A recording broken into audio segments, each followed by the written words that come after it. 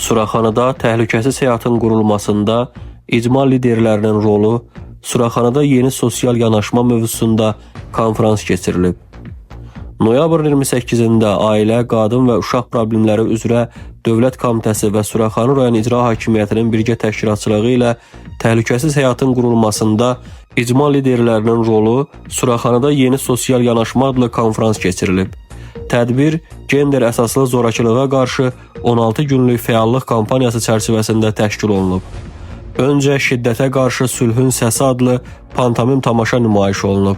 Daha sonra mövzuya həsr olunmuş video çarx təqdim edilib. Açılış nitqi ilə çıxış edən Suraxanı rayon İcra Hakimiyyətinin başçısı Adil Əliyev Azərbaycan qadınlarının cəmiyyətin sosial-iqtisadi və siyasi həyatında artan rolunun ölkəmizin inkişafına mühüm töhfə verdiyini qeyd edib.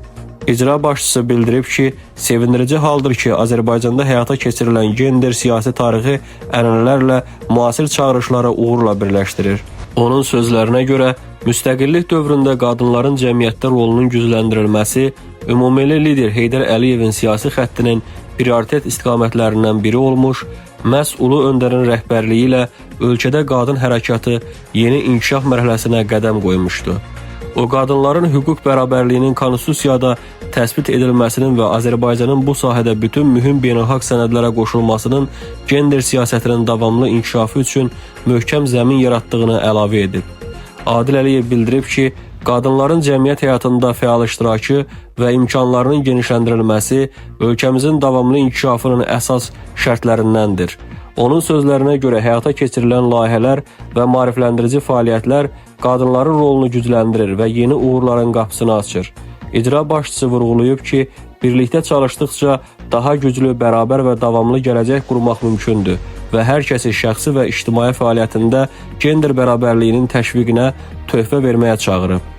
Ailə, Qadın və Uşaq Problemləri üzrə Dövlət Komitəsinin sədri Bahar Muradova konferansın gender əsaslı zorakılığa qarşı 16 günlük fəallıq kampaniyası çərçivəsində təşkil olunduğuna diqqət çəkərək, kampaniyanın ilk növbədə rəqəmsal mühitdə genişlənən zorakılıq formalarına qarşı mübarizənin milli və beynəlxalq səviyyədə həmrəyliyə və birgə fəaliyyətə əsaslanmasının vacibliyini önə çıxardığını vurğulayıb.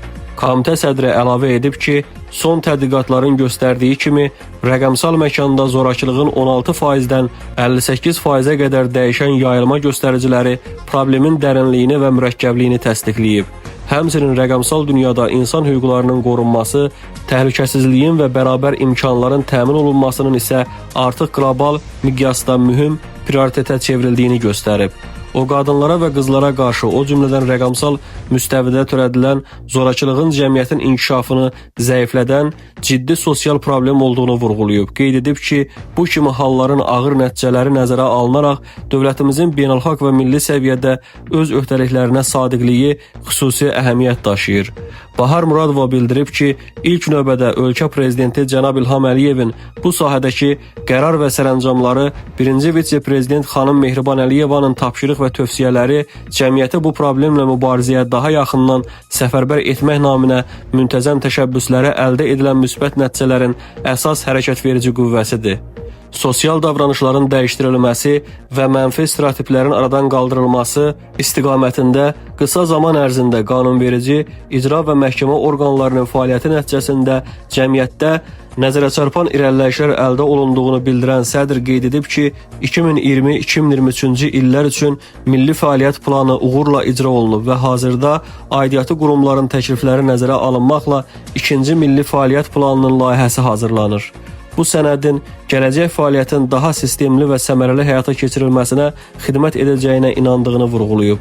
Suraxanıda bu mövzunun müzakirəsinin təsadüfi olmadığını bildirən Bahar Muradova rayonun çoxmədəniyyətli və həmrəy sosial mühitinin, eləcə də özünə məxsus sosial-iqtisadi xüsusiyyətlərinin burada icma dəstəyinin gücləndirilməsi və sosial layihələrin həyata keçirilməsi üçün xüsusi imkanlar yaratdığını da əlavə edib. Yerli cəmiyyətdə koordinasiyanın təmin olunmasında əsas institusional dayaqlardan birinin şəhər və rayon icra hakimiyyətləri olduğunu vurğulayan komitə sədri onların icmalarla birbaşa təması və operativ müdaxilə imkanları zərərçəkmişlərin təhlükəsizliyinin artırılmasına, problemlərin erkən aşkarlanması və risk qruplarının müəyyən edilməsinə mühüm töhfə verdiyini bildirib. Bahar Muradova Suraxanı rayon icra hakimiyyətinin təcrübəsinin məişət zorakılığı ilə mübarizədə uğurlu model kimi diqqətə layiq olduğunu və digər bölgələr üçün nümunə olaraq öyrəniləcəyini diqqətə çatdırıb. O çıxışının sonunda qarşıda qadın və qızların rəqəmsal savadlığının artırılması, hüquqi müdafiə mexanizmlərinin təkmilləşdirilməsi və icmaların daha fəal iştirakı kimi mühüm vəzifələr durduğunu qeyd edib. Konfrans panel müzakirələrlə davam edib. Qadın hüquqlarının qorunması, davamlı inkişafın əsas prinsipi mövzusunda keçirilən birinci sessiyada Dövlət Komitəsinin Hüquqi Təminat Şöbəsinin müdürü Taliyə İbrahimova moderatorluq edib. Taliyə İbrahimova bildirib ki, BMT-nin dayanıqlı inkişaf məqsədlərinin 5-ci məqsədi məhz gender bərabərliyinin təmin edilməsinə həsr edilib. Gender bərabərliyinin yalnız hüquq məsələsi deyil, eyni zamanda cəmiyyətdə sülhün, təhlükəsizliyin və rifahın əsas təməli olduğunu vurğulayan moderator Azərbaycanın bu çağırışa daim cavab verdiyini və qadınların cəmiyyətdə rolunun artırılması, hüquq və imkanlarının genişləndirilməsi istiqamətində ardıcıl siyasət həyata keçirdiyini qeyd edib.